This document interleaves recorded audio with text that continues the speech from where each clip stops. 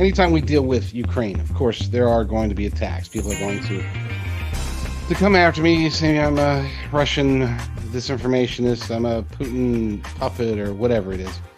Yeah, I understand. There's still plenty of people out there, including many conservatives and patriots who have a Ukrainian flag on their social media bios. I have a neighbor who I know is a patriot, an ex-Marine, who has a Ukrainian flag flying oddly outside of his house above the U.S. flag. Don't ask. Yeah, I mean, whatever. He can, his property. He can do what he wants. I'm not ripping him on him for that. But with that said, there's still plenty of people who have not understood or have not come to the conclusion that I came to long, long ago, and many of you came to, that the whole Ukrainian war narrative, it's all one big con. I'm not saying that Russia didn't invade Ukraine. I'm not saying that they should have invaded Ukraine. I'm not trying to defend Vladimir Putin or their actions. But with that said, our response to what amounts to a regional conflict, I mean, that's really what this is. It's really what it has always been. It's a regional conflict. It does not concern us, especially to the tune of over $100 billion, $100 million, $100. I don't care. None of our taxpayer dollars should be going over there. None of our military aid should be going, should be going on there or over there. They're not in NATO. They are not our ally. Just because Obama stuffed a token government in there, just because we've been using Ukraine because of their corruption for now 2 decades, just because of all this stuff doesn't mean that we have any real interest there, at least not interests that are of concern to the American people.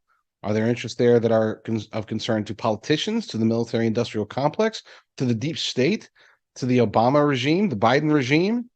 Yeah, there are. And unfortunately, many in the Trump regime, I'm not saying Trump himself, but many people who were part of the Trump administration also had and still have vested interests in Ukraine.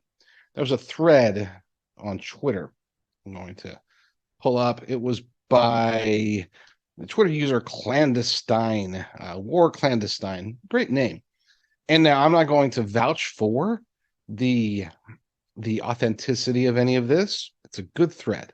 I'm just going to go through it. You guys can make up your own mind about how valid, how accurate it is. It's not too long. I'll just go through it now. And now that I have everyone's attention, allow me to address why U.S. establishment politicians are sending tanks, jets, weapons, equipment, and over $100 billion to Ukraine. It has nothing to do with Ukrainian citizens and everything to do with deep state assets and secrets in Ukraine. And he, for those who are listening through audio and not seeing on video, it's got a picture of Obama, allegedly from Reuters. You know what? I never trust images unless I can verify that they are real. So if you see something on wherever, Twitter or anywhere, Facebook, doesn't matter, there's always probably a 50-50 chance that they're doctored. And this does, I don't know. I don't know. Could be. Who knows? But that's not important. Continuing with the thread, though, let's go back to when and where it all began. Flashback to 2005. Then Senator Obama and Senator Lugar visited former Soviet biological and chemical facilities in Ukraine and established the U.S. deep state roots in Ukraine to, quote, counter bioweapons. And the links to an article from the Washington Post. When speaking of the labs in 2005, here's how they are described by WAPO. The labs were, quote, part of a Cold War network of anti-plague stations that supplied highly lethal pathogens to Soviet bioweapons factories. Sounds pretty ominous. So when Russia does anti-plague research, it's bioweapons. Fair enough. Next part. But when the U.S. does, quote, defensive gain-of-function directed evolution research, and for those who aren't familiar, he's referencing, well, what we've been talking about for a long, long time with gain-of-function research, but also the recent revelations. This is the first time that I'd heard, no, it's not a new phrase, but it was the first time I'd heard it used in context with COVID-19 when Project Veritas outed that the Pfizer contractor guy, whatever, and who went, I'm sure everybody, my entire audience has seen it. If not, you won't be able to find it on YouTube, but you can probably find it over at Rumble. Anyway, that's the first time I'd ever heard of directed evolution, at least in that context. So anyway, But when when the U.S. does defensive gain of function directed evolution research, it's not bioweapons. In 2005, Washington Post admits that, quote, anti-plague research results in the production of, quote, highly lethal pathogens, aka bioweapons. Seems their tune changed in 2022, and this is where they have a fact checker and with a picture of Tucker Carlson, and the title is "How the Right Embraced Russian Disinformation About U.S. Bioweapons Labs in Ukraine." Dum dum dum. The U.S., led by Obama, passed the Nunn-Lugar Cooperative Threat Reduction Act of 2005. The U.S. took over former Soviet labs and facilities, supposedly to destroy stockpiles of nuclear, chemical, and biological weapons in Ukraine. And you know what? I'm sure that back then, keep in mind that's still in the height of the Iraq War and everything that's going on. Nobody was looking in Ukraine. It was a perfect opportunity to take a former Soviet nation and start infiltrating it, start taking advantage of the corruption. Keep in mind, Ukraine was corrupt when it was a Soviet state. Now, it's just been advanced. You take pure corruption and you let Western powers, Western deep staters into it, and all of a sudden it is the most corrupt nation, in my humble opinion, the most corrupt nation on the planet today. And it was all got started way back again 20 years ago. The U.S. took over former Soviet labs and facilities, supposedly to destroy the stockpiles of nuclear, chemical, and biological weapons in Ukraine. And again, that's 2005. How long does it take? I mean, I get it. This stuff's volatile. But shouldn't it have been done, I don't know, 3 months, 6 months, 12 months max? I mean, you have to, is there a grace period? You have to let them rot for, I don't know. I mean, I don't know how to get rid of chemical, nuclear, and biological weapons. I just know that it should not have taken 18 years, which is apparently what it's taking, if that were actually what they were doing, which of course they're not.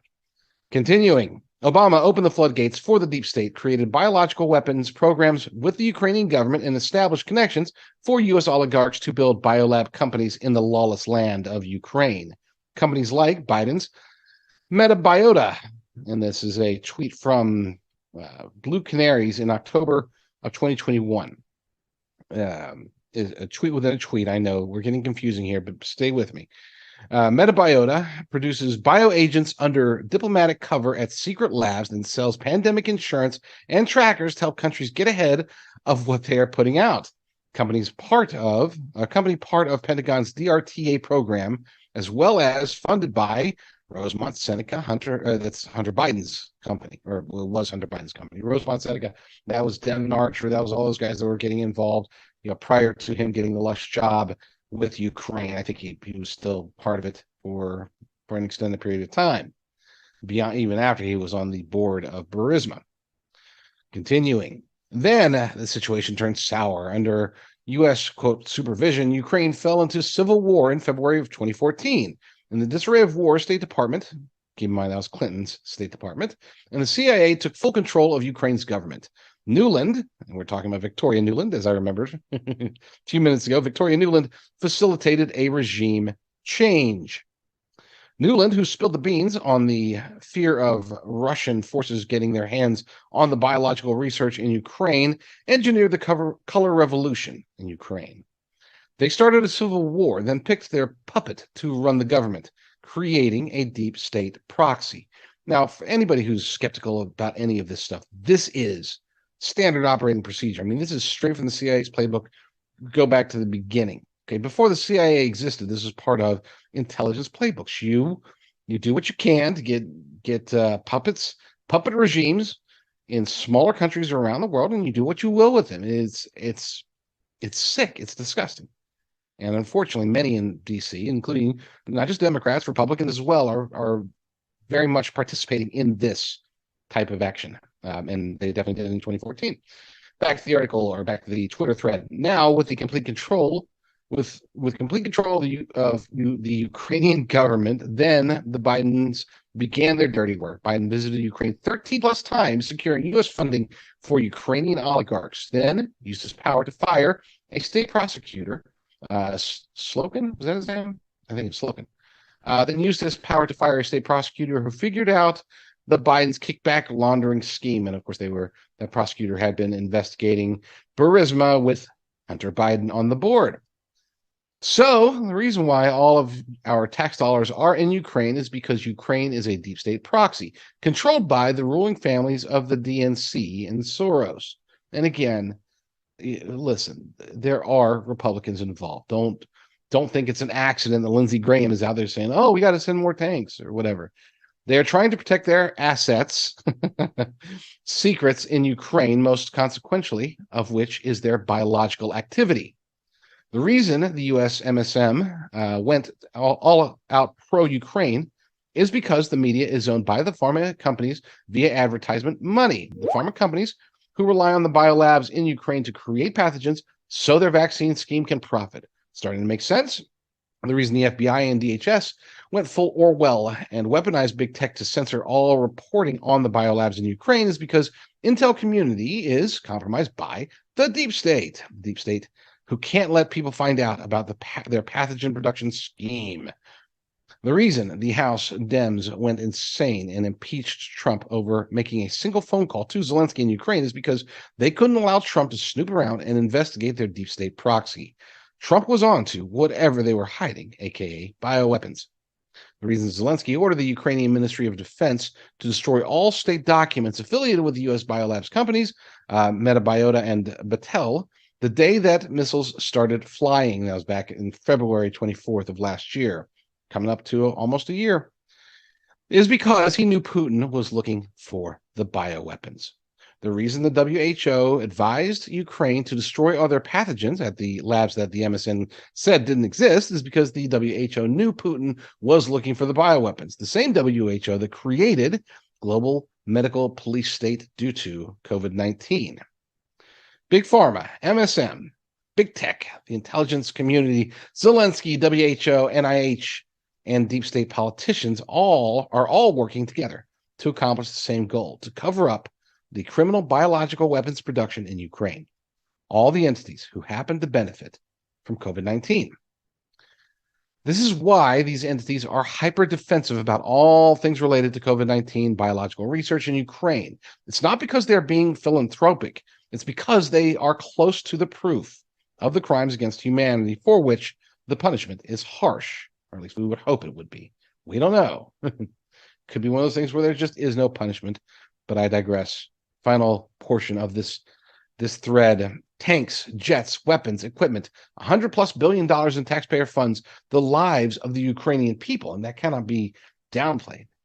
All worthy sacrifices in the eyes of the deep state, whatever it takes to cover up their bioweapons production. World War III already started. COVID-19 was the first weapon fired. It is an excellent thread. And like I said, I can't verify any of this stuff. Well, some of it obviously can be verified because it's been already stated. But we can't know with 100% certainty.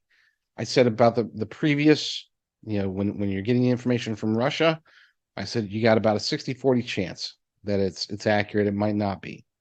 In this case, I would say that the majority of that thread, if not the entire thread itself, is almost certainly accurate. We do know that the United States, that our deep state engaged in and participated in and probably prompted the color revolution of 2014.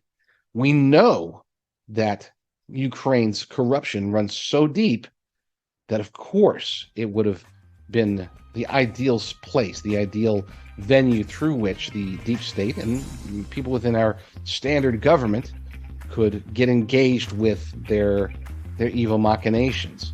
It's not an anti-U.S. Thread or even my commentary. This is against the bad guys within our government, namely the deep state, the Democrats, many Republicans, people that are puppets for George Soros or Klaus Schwab, the people that are prolonging this war,